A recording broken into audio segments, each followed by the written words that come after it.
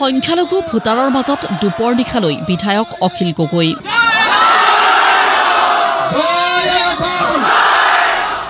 কংগ্ৰেছৰ সৈতে ৰাইজৰ দলৰ সংঘাত সুযোগ বুজি কংগ্ৰেছৰ ভোট বেংকত আঘাত বিধায়ক অখিল গগৈৰ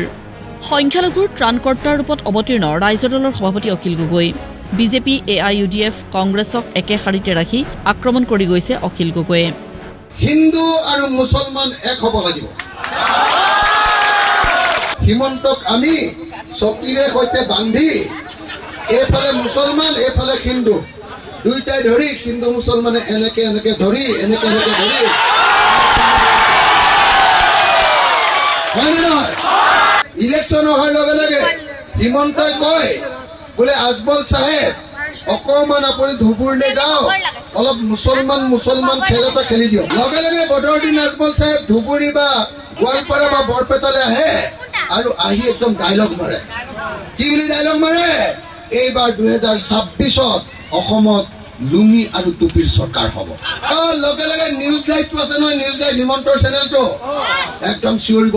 এই মুছলমান আহি আছে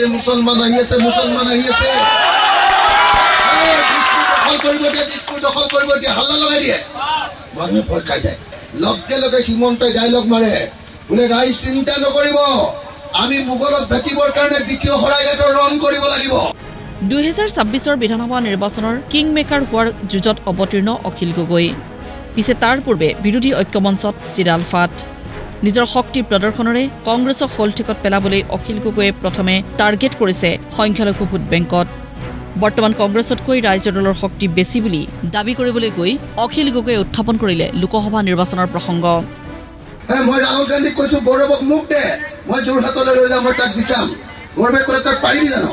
মোক দেচোন মোৰ দম আছে এনেকে কলো মই হিমন্ত বিশ্ব শৰ্মাই গৌৰৱক হৰুৱাবৰ কাৰণে 100 কোটি খৰচ কৰিছে তাৰ পাছতো আমাৰ নোম এডালো লৰাব নোৱাৰিলে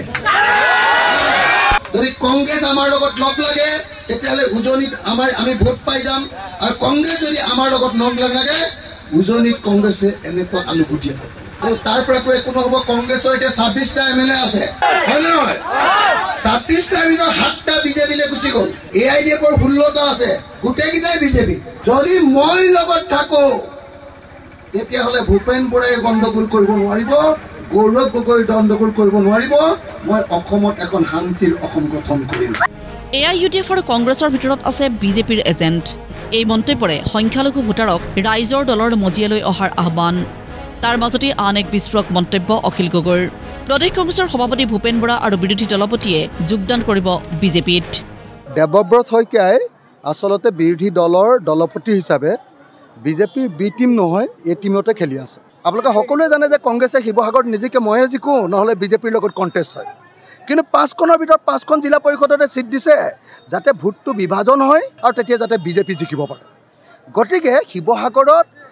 ৰাইজৰ দল নহয় কংগ্ৰেছ আৰু বিশেষভাৱে দেৱব্ৰত শইকীয়াইহে বিজেপিৰ হৈ কাম কৰিছে আৰু মই শুনামতে অহা জানুৱাৰী মাহত দেৱব্ৰত শইকীয়াই বিজেপিৰ দলত যোগদান কৰিব তেতিয়াহ'লে ভূপেন বৰাও বিজেপিলৈ যাব নেকি সন্দেহ আছে ধুবুৰী বৰপেটা বঙাইগাঁও সকলোতে ৰাইজৰ দলৰ ব্যাপক প্ৰচাৰ অভিযান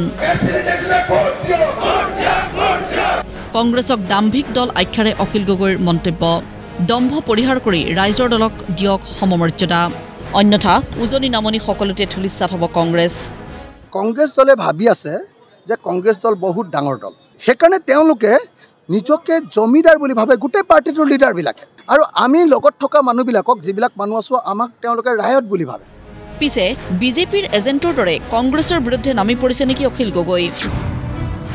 কংগ্ৰেছে এই প্ৰশ্ন কৰাৰ বিপৰীতে প্ৰতিক্ৰিয়া দিছে মুখ্যমন্ত্ৰীয়েও ভুলক্ৰমে এখন ভুল ৰেলত উঠি পেলাই আপুনি গম পালে যে ৰেলখন ভুল তেতিয়া আপুনি নেক্সট ষ্টেচনত নামি যাব লাগে যদি ভুল ৰেলত উঠি নেক্সট ষ্টেচনত নানামি পেলাই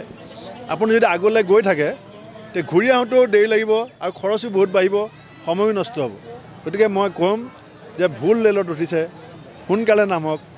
ঘূৰি আহক চব ভাল হ'ব তেখেতে কেতিয়াবা আমাক গালি পাৰে তাৰপিছত কয় খং উঠিছিল কাৰণে গালি পাৰিলোঁ অৰ্থাৎ প্ৰত্যাহাৰো কৰে যেনেকৈ এতিয়া উজনিত গৈ চুকুৰালীয়ে আমাক গালি পাৰিলে তাৰপৰা কৈছে মই আপোনালোকৰ ল'ৰা মাফ কৰি দিয়ক তেনেকুৱা ধৰণৰ হ'লে মানে ৰাজনীতিত স্পষ্টতা নাথাকিলে অলপ দিগদাৰ ক'বলৈ মই আৰু দুদিনমান অপেক্ষা কৰিম তাৰপিছতহে ৰাজনৈতিক মন্তব্য দুটামান দিম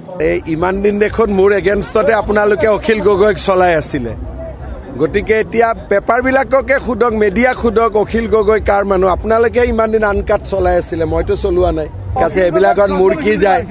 অখিল গগৈ ডুবিলে ডুবক, প্ৰদ্যুৎ বৰদলৈও ডুবিলে ডুবক, মোৰ কি যায়?